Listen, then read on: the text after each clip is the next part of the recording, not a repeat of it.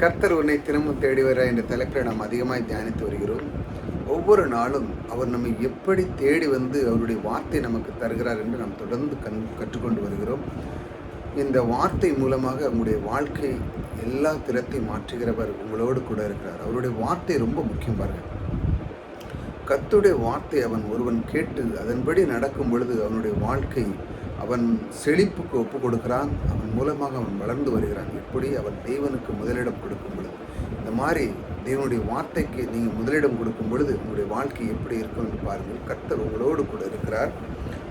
என் கட்டளைகளின்படி செய்து, தேவன் சொல்கிறார் பாருங்கள், என் கட்டளைகளின்படி செய்து, அவருடைய வார்த்தையின்படி செய்து என் நியாயங்களை கை கொண்டு சுகமாய் குடியிருப்பீர்கள். அது வார்த்தை கொண்டு நியாயங்களை கடைபிடித்து வரும்போது சுகமாய் குடியிருப்பீர்கள்.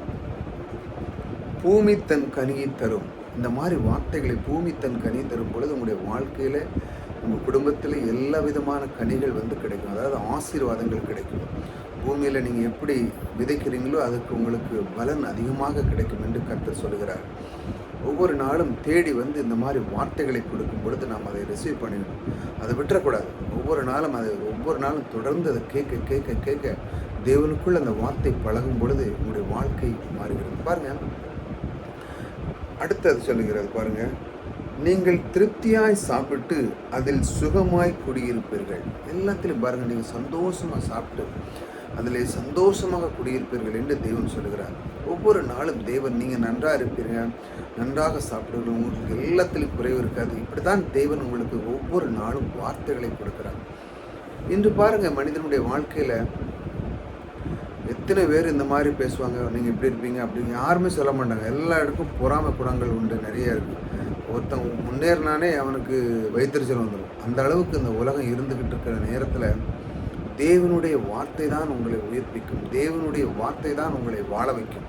ஆகையால் தேவனுடைய வார்த்தைகளை நீங்கள் அதிகமாக தியானிக்கும் பொழுது அவர் சொல்லுகிறார் பாருங்க, பூமி கனியை தரும். அதாவது இந்த பூமியில் விளையப்பட்ட அனைத்தும் உங்களுக்கு செழிப்பை உண்டு கொண்டது போல உங்களுடைய குடும்பத்தில் எல்லாமே சந்தோஷமாகவும் மகிழ்ச்சியாகவும் உங்களுடைய வாழ்க்கை இருக்கும் என்று தேவன் சொல்கிறார் பாருங்க.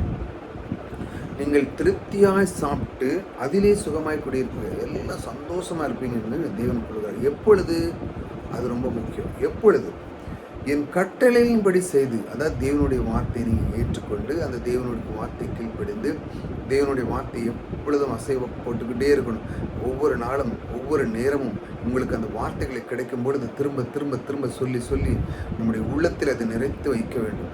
அப்பொழுது நீ செய்யும் பொழுது என் நியாயங்களை கை கொண்டு முடி என்ன நடக்குது பாருங்க, நீ சுகமாய் குடியிருப்பார். முதல்ல இதெல்லாம் நீ உனக்கு வேணும் என்று செய்யும் பொழுது தேவனுடைய வார்த்தைக்கு முதலிடம் கொடு என்று தான் அர்த்தம். முதலிடம் கொடுக்கும்போது என்ன நடக்குது? உங்களுடைய வாழ்க்கையில் எல்லாம் செழிப்பாக உண்டு பண்ணுகிற தேவன் உங்களுக்குள்ளே இருக்கிறார். ஆகையால் நீங்கள் ஒவ்வொரு நாளும் கர்த்தர் உன்னை தினமும் தேடி எதை கொடுக்கிறார்? வார்த்தை தான் கொடுக்கிறார். வார்த்தையை அள்ளி அள்ளி கொடுக்கும் பொழுது என்ன நடக்கிறது என்றால் நீங்கள் அதை ரிசீவ் பண்ண ஆரம்பிக்கிங்க. உங்களுக்குள்ளே அது வளர்ந்து வர ஆரம்பிக்கிறது. உங்களுக்கு எந்த சூழ்நிலை இருந்தாலும் என் கர்த்தர் எனக்குள்ளே இருக்கிறார். அவர் என் கனியை என்னுடைய வீட்டின் அப்பத்தின் தண்ணீரும் ஆசீர்வதிக்கிறவர் எனக்குள்ளே இருக்கிறார். இந்த பூமியின் உடைய கனிகளை அனைத்தும் எனக்கு தந்து என்னை ஆசீர்வதிக்கிறவர் இருக்கிறார். பாருங்கள், நீ திருப்தியாக சாப்பிட்டு சந்தோஷமாக இருக்குன்னு சொல்லுகிற கர்த்தர் எனக்குள்ளே இருக்கிறார். ஏனென்றால் நான் அவருக்கு முதலிடம் கொடுத்து அவருடைய வார்த்தைக்கு நான் கீழ்ப்படிந்து நடக்கிறதுனால், அவருக்கு நான் பிரியமான ஒரு பிள்ளையாக இருக்கிறதுனால் எனக்கு வருகிற எந்த ஒரு துன்பங்கள் எந்த ஒரு அதெல்லாம் அடியோடு நிர்மலமாகும். நீங்கள் அதற்கெல்லாம் நீங்கள் கவலைப்பட வேண்டிய தேவையில்லை. நீங்கள் தேவனுக்கு கொடுக்கும்போது உங்களுடைய வாழ்க்கையினுடைய கொம்பு உயரும். உங்களுடைய வாழ்க்கையிலே எல்லா விதமான காரியங்கள் உயர்ந்திருக்கும். ஆக நீங்கள் எதை பற்றியும் கவலை. நீங்கள் உங்களை துன்பப்படுத்தவரை நீங்கள் ஒன்றும் செய்யணும். அவன் உங்கள்கிட்ட மன்னிப்பு கேட்குற அளவுக்கு கர்த்தர் அவனை மாற்றி விடுகிறார். ஏனென்றால் நீங்கள் கர்த்தருக்கு பிரியமாக இருக்கிறார். வாழ்க்கையில் ரொம்ப முக்கியம் தான். கர்த்தருடைய வார்த்தைகள் நீங்கள் இருக்கும் பொழுது உங்களுக்கு எத்தனை துன்பங்கள் வந்தாலும் அது அடியோடு உங்களை பாவம் நெருங்காது. அந்த அளவுக்கு கர்த்தர் இந்த வார்த்தைகளை கொண்டு தினமும் தேடி உங்களுக்கு கொடுக்கிறார். இப்படிப்பட்ட வார்த்தைகளை பற்றி கொள்ளுங்கள்.